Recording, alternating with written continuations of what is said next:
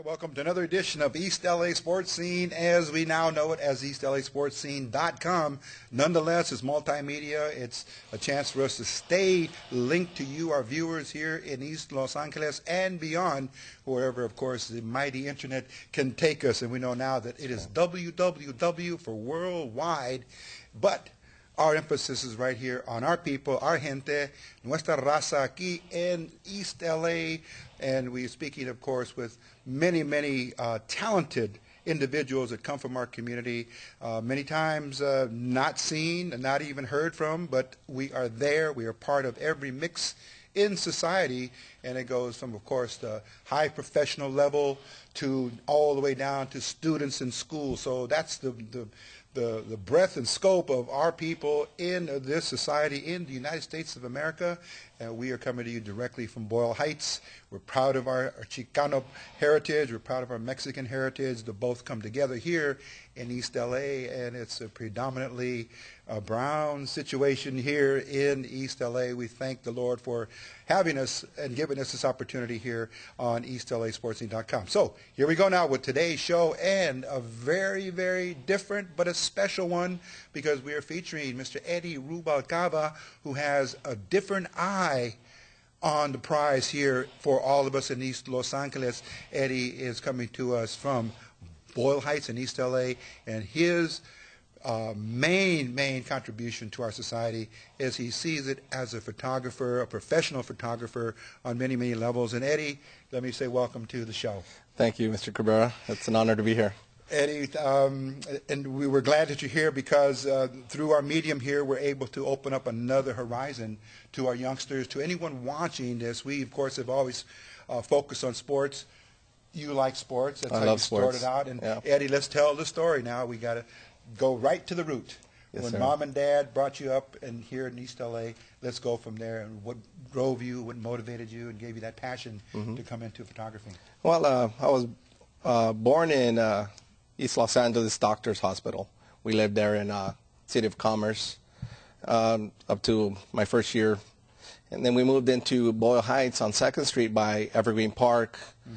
Grew up there my whole life, and went away for a few years here and there, and I've always come back. Went to First Street Elementary School. During that time, I played sports at Evergreen Park. I got into baseball after the T-ball years, so I wasn't right from the very start learning how baseball's played, but you know, I wasn't the most successful baseball player growing up in that league, but I still loved the game because it was the first time I got to play amongst kids in a team type of effort and learning teamwork and stuff as a kid. Went to junior high school at Stevenson Junior High School. Got into football at Evergreen Park amongst friends, and I realized that nobody can touch me. I was really fast, and I got like all into football, and eventually from there, never played anything like Pop Warner ball. Like Bobcats was the only thing available at the time. Sure. And Roosevelt was coming right around the corner. Sure. I graduated from Stevenson out of here in Boyle Heights as well, right on the border on Indiana. And went to Roosevelt. I was planning to get onto the team, but I didn't know exactly when that tryout date was. I was playing video games on 4th and Mod, and a friend told me, "Hey, what are you doing here? Tryouts are just about to happen for the football team in the summer of '88." And I was like, oh, wow. I ran home and got a spare pair of cleats, ran back to the field, and there I was. It was like destiny for me. It opened up a whole new world for me because I was involved in the neighborhood gang type of thing for a while. Yeah.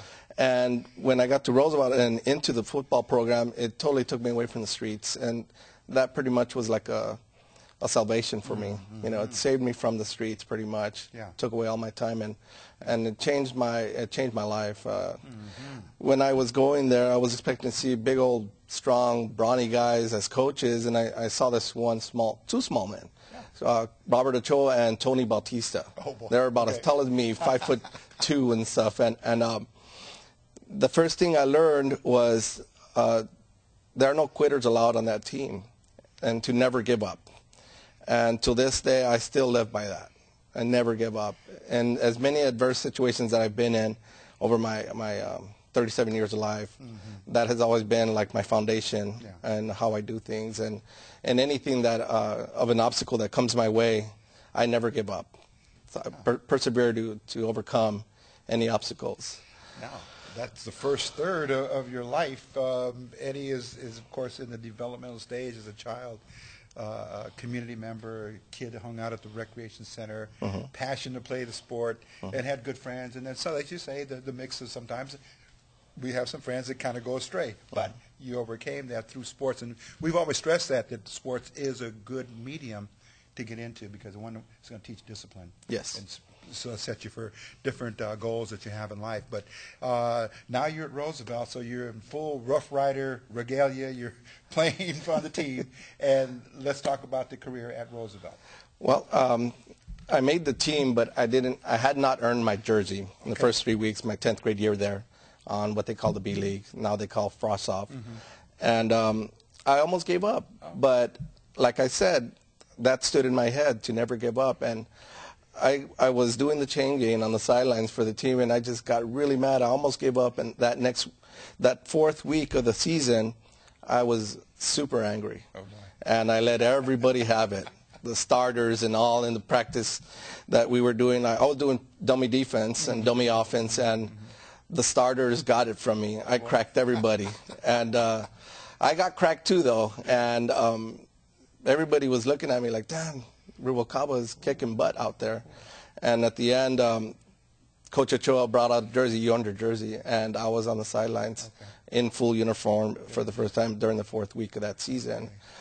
I learned how to play defense by being on that dummy offense and dummy defense. I knew where the ball was going, looking at the formations. And with that experience, I went into my junior year and started at middle linebacker.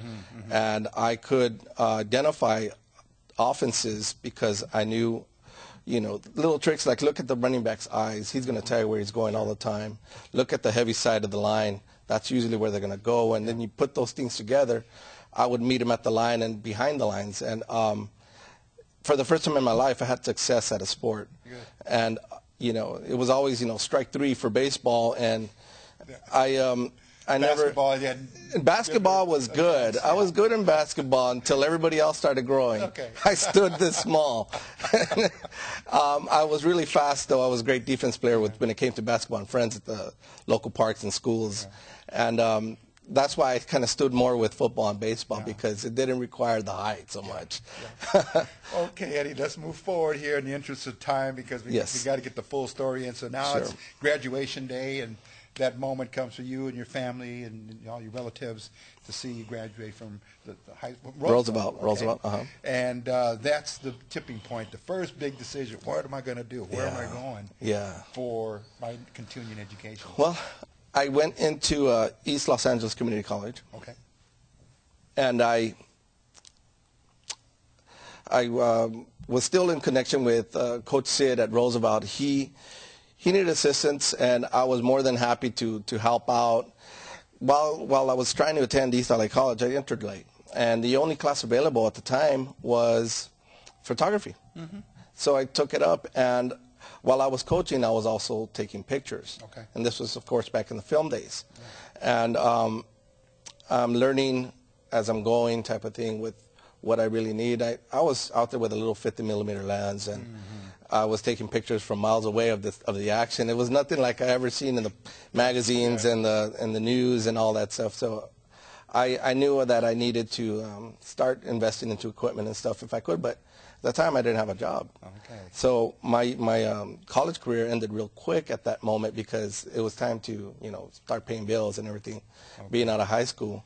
So I joined the Forest Service. I was a wildland firefighter with the United States Forest Service for 8 seasons.